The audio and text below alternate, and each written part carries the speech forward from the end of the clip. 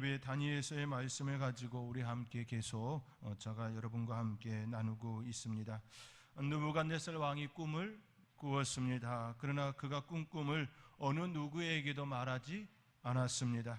오히려 자기가 꾼 꿈을 그들에게 알게 하라 오히려 이야기합니다. 그가 이처럼 요구하는 데에는 믿지 못하기 때문인 것이지요. 자신이 꾼 꿈이 매우 기이한 꿈이기에 나로 하여금 꿈을 꾸게 한 그분께서는 반드시 꿈을 알려주시라고 하는 믿음이 있었지만 사람들에 대한 믿음이 없었습니다. 느부갓네살 왕은 믿음이 있었지만 믿음이 없었습니다.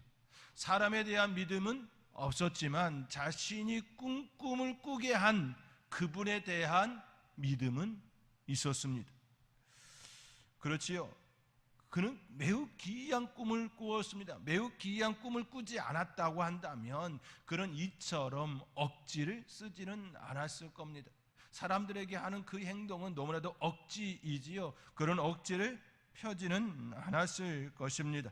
그렇지만 너무 기이하기에 지금까지 그가 경험하지 아니한 너무나도 기이한 그 꿈이기에 이 꿈을 꾸게 한 이에게서 분명히 나에게 알려주실 거라고 하는 그 믿음이 있었습니다. 세상 사람들 중에도 이러한 이들이 있지요. 우리들보다 때로는 더 강한 믿음을 가지고 이야기합니다. 그러면서 오히려 우리에게 너희들은 하나님을 믿는다라고 하면서 왜 믿음이 없느냐라고 오히려 우리를 향하여 손가락질 할 때도 있습니다. 그렇지요. 우리가 만약에 느부갓네살 왕이 가진 그 믿음보다 못한 사람이라고 한다면 내가 믿는 그 하나님에 대하여 다시 한번 생각해 보아야 되지 않을까요? 우리 하나님은 천지를 창조하셨다 분명하게 말씀하여 주셨고 또 예수 그리스도를 통하여서 우리에게 구원을 주신다라고 말씀하셨는데 그 하나님을 내가 믿지 못한다고 한다면 나의 믿음은요 어디서 찾을 수 있을까요? 나의 믿음의 근원을 어디서 찾을 수 있을까요? 결코 찾을 수가 없을 겁니다.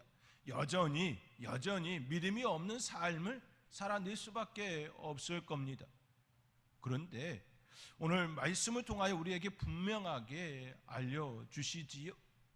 느부갓네살이 그 꿈을 꾸게 한 이가 바로 우리의 하나님이심을 다니엘을 통하여 분명하게 알려주심이 되었지요. 그렇다고 한다면 지금 이 시대를 살아가는 우리 역시 다니엘이 믿었던 그 하나님을 믿고 있기에 다니엘이 믿는 그 하나님이 우리의 하나님이기에 지금도 역사할 줄 믿습니다. 이것이 세상 사람들보다 나아야 되지 않겠냐라는 거예요. 이 모습이 세상 사람들이 가지고 있는 그들이 생각하는 그 수준보다는 우리가 높아야 되지 않겠냐라는 겁니다. 그 시대에도 그러한 일이 일어났었다고 한다면 지금 시대에도 그러한 일이 있어야 하고 또 이 앞으로 우리의 미래 가운데서도 우리의 다음 세대들 가운데서도 그러한 일이 분명히 반드시 또 일어나야 할 겁니다. 그 믿음을 소유한 사람은 지금뿐만 아니라 미래에 대하여서 확고한 신앙의 사람이 되어줄 수 있습니다. 그리고 우리의 다음 세대를 향하여 분명하게 제시할 수 있습니다. 우리 하나님은 천지를 창조하신 하나님, 너와 나를 구원하신 하나님, 그 하나님은 지금도 역사하셨고 과거도 역사하시고 미래도 역사하실기 때문에 흔들리지 말아라, 결코 흔들리지 말아라, 너와 함께 하신다라고 그들에게 믿음을 줄 수 있을 겁니다. 이것이 믿음의 부모의 삶이지요. 이것이 믿음의 부모가 자녀들에게 주는 매우 엄청난 소산입니다. 엄청난 유산이지요. 그들은 그 믿음의 소유자 부모를 따라 그들의 삶은 결코 흔들리지 않을 겁니다. 더욱 단단함이 일어날 겁니다.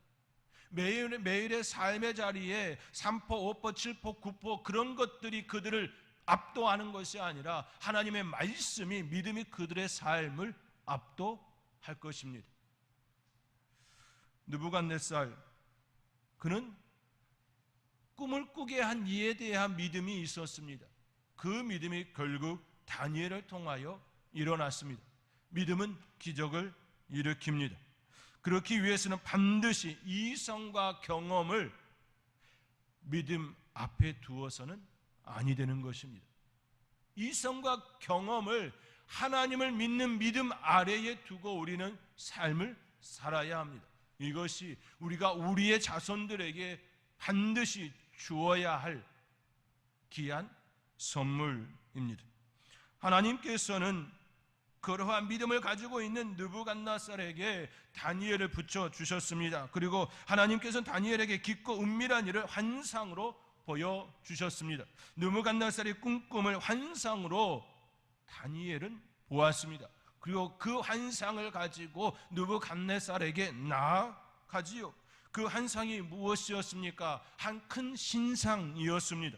머리는 순금이었고 가슴과 두 팔은 은이었고 배와 넓적다른 노시였고 종아리는 새고 발은 새와 진흙으로 되어진 큰 신상이었습니다. 그러나 그 신상에 손이 대지 아니한 돌이 날라와서 쳤지요. 그리고 그 신상이 무너져 내렸습니다. 그 신상에 대하여 이제 다니엘이 느부갓네살에게 말해주는 것입니다. 36절에 그 꿈이 이러한즉 내가 이제 그 해석을 왕 앞에 아뢰리이다.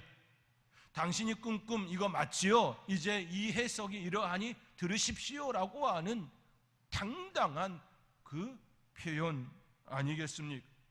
한 큰 신상은 바벨론을 가리킵니다. 장차 느부갓네살 그가 다스리는 그 나라는 점점 더 쇠약해질 것을 말씀하시지요. 그리고 무너질 것임을 예언의 말씀으로 그에게 주심이었습니다. 꿈을 통하여 환상을 통하여 하나님의 말씀이 그 땅 가운데에 선포되었습니다. 환상을 알려주고 해석을 느부갓네살에게 설명해 주었을 때에 느부갓네살의 반응이 어찌하였나요? 그의 반응은 일반적이지 않았습니다. 한번 여러분에게 이러한 질문을 드려보겠습니다. 여러분은 여러분의 후손이 잘 되기를 바라십니까? 잘못되기를 바라십니까?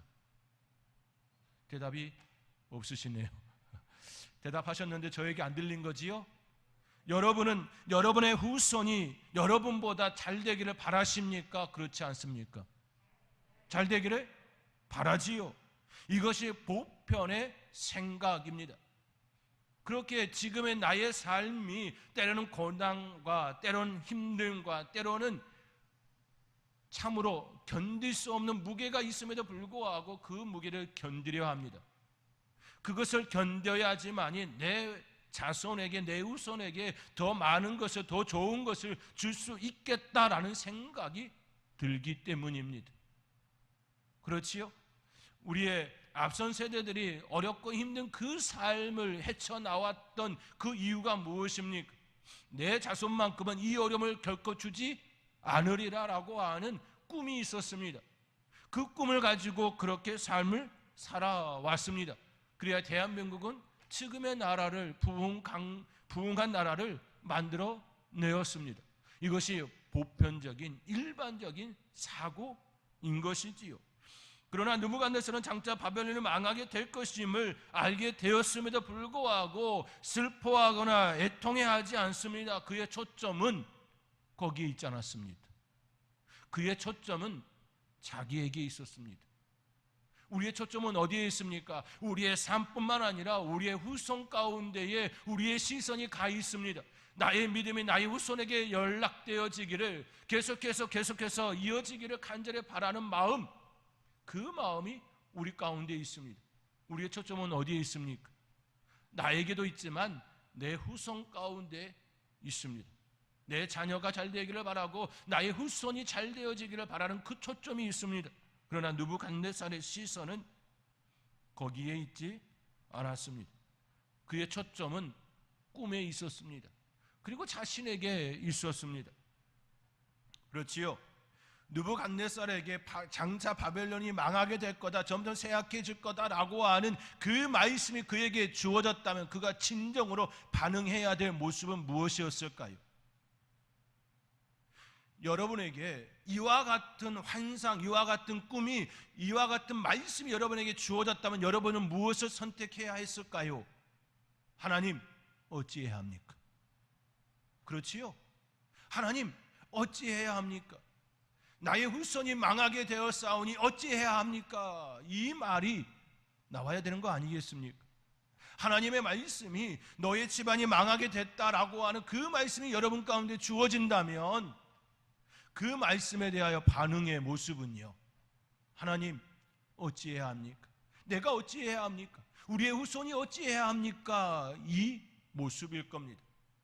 그리고 하나님 앞에 무릎으로 나아가는 그 모습일 겁니다. 이것이 진정으로 자기와 자기의 집안을 사랑하는 모습이지요. 그렇지 않습니까? 그렇지요. 그런데 그의 모습 속에서는 이러한 모습이 나타나지 않는다라는 겁니다. 다니엘서의 말씀 가운데 느부갓네살의 삶의 모습을 보면 전혀 그러한 모습이 나타나지 않았다라는 겁니다. 오직 어디에 있습니까? 자기 자신에게 있었습니다. 지금의 권력을 어떻게 하면 유지할 수 있는가 여기에 있었습니다. 이것이 실은 세상 사람들의 모습이기도 하지요. 세상 사람들의 시선은 어디에 있습니까? 자기입니다. 내가 배불러야 합니다. 내가 당장 채워져야 합니다. 그렇지요. 그렇게 그들은 십자가를 이야기하지 않는 겁니다. 십자가를 이야기하는 이유가 무엇입니까? 내가 짊어져야 할 그것을 이야기함이지요.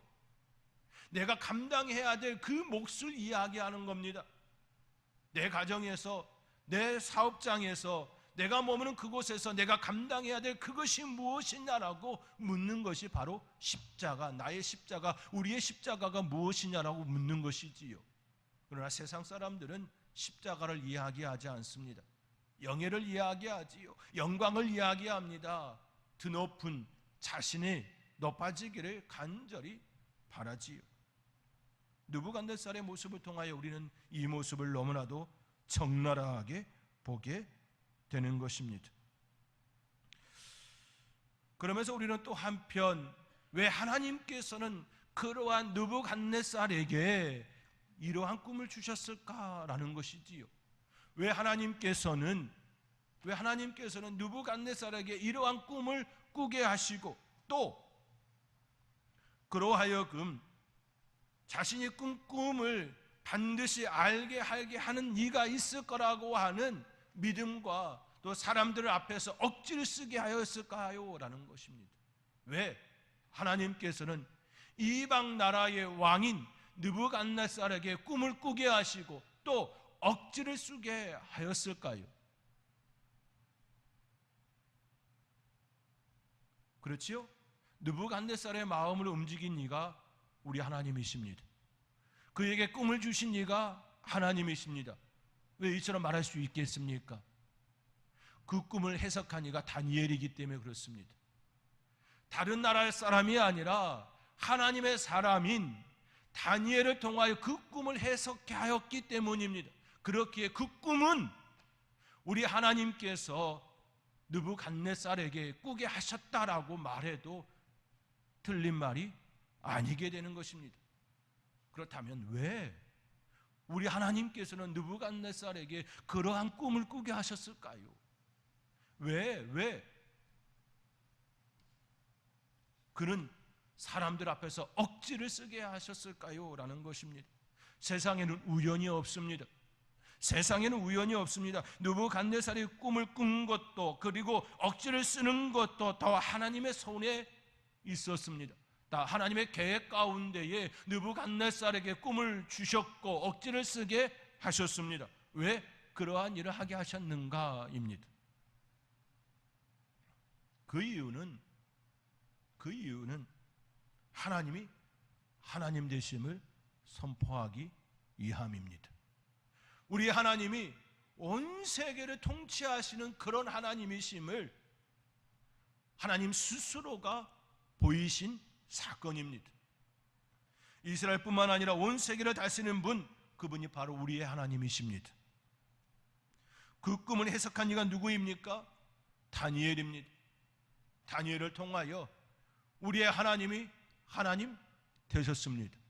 그렇죠? 상식적으로 접근하면 어떤 모습입니까? 강한 자의 하나님이 강한 것이지요. 강한 자의 신이 그 신이 강한 겁니다. 그런데 다니엘은요, 강한 자입니까? 아니지요. 포로로 끌려가 있는 포로 노예입니다. 그들이 죽이려 맘먹으면 언제든지 죽일 수 있는 그런 연약한 자입니다. 느부갓네살과 다니엘 중에 누가 더 강한 자입니까? 누가 더 힘센 자입니까? 누가 통치하는 자입니까? 그렇지요, 느부갓네살입니다. 그렇다고 한다면 느부갓네살의 신이 세상을 통치하는 신이 되어야 하는 것이 일반적인 상식일 겁니다. 그런데 우리 하나님께서는 그것을 뒤집어 놓으셨습니다. 꿈은 느부갓네살이 꾸었지만 그 꿈을 해석한 이가 우리 하나님의 사람 다니엘을 통하여 이루어지게 하셨기 때문입니다. 상식을 뒤집어 엎으셨습니다. 믿음은 기적을 일으킵니다. 이성과 경험으로 다다를 수 없는 그 한계점을 넘어서게 하는 것이 믿음이지요. 이와 마찬가지로 상식을 뒤집어 엎는 분이 바로 우리의 하나님이십니다.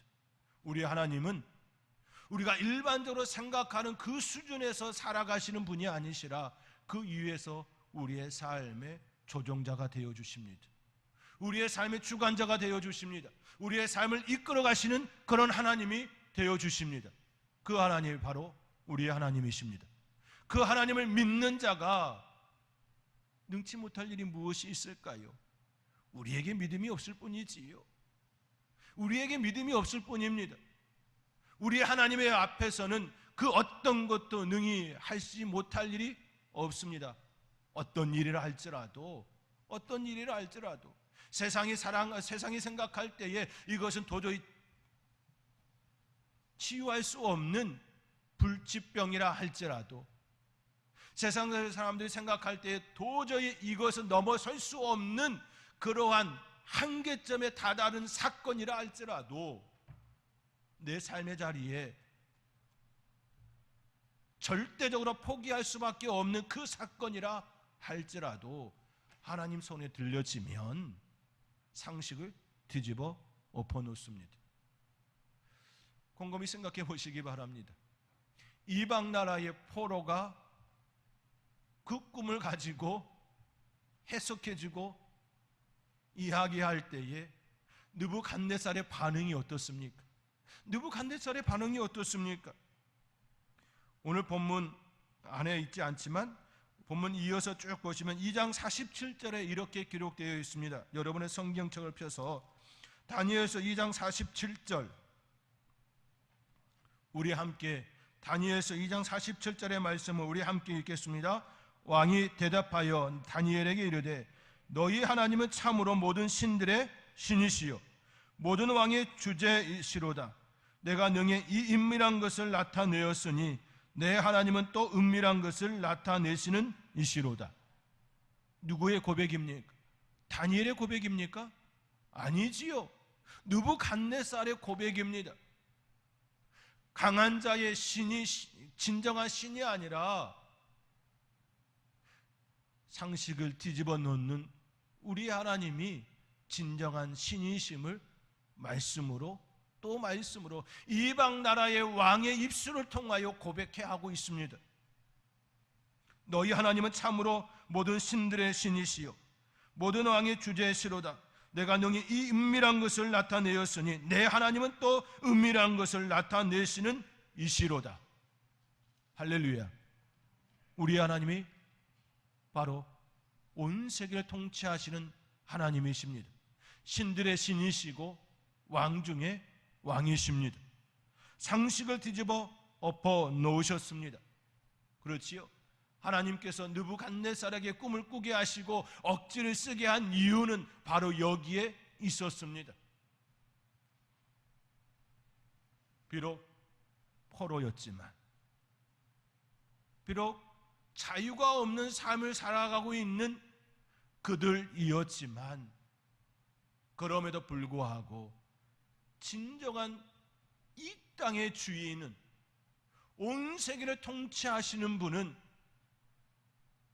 창조주 하나님, 아브라함과 이삭과 야곱의 하나님, 그 하나님이심을 분명하게 선포하셨습니다. 우리는 왜 느부갓네살이 꿈을 꾸었을까, 또 억지를 쓰게 되었을까라고 하는 이 질문을 던지면서 우리의 입술에서는 하나님을 찬양해야 합니다. 우리의 입술을 통하여서는 하나님을 찬양해야 합니다. 이 일은 다니엘 때도 일어났고 지금 우리 시대에도 동일하게 일어날 것입니다. 뿐만 아니라 우리의 다음 세대들 가운데서도 이러한 일은 계속해서 일어날 것입니다. 이것이 우리의 믿음이어야 합니다. 이것이 우리의 삶이어야 합니다. 우리 하나님께서 지금도 그것을 원하시고 또 원하고 계신다라는 말씀입니다.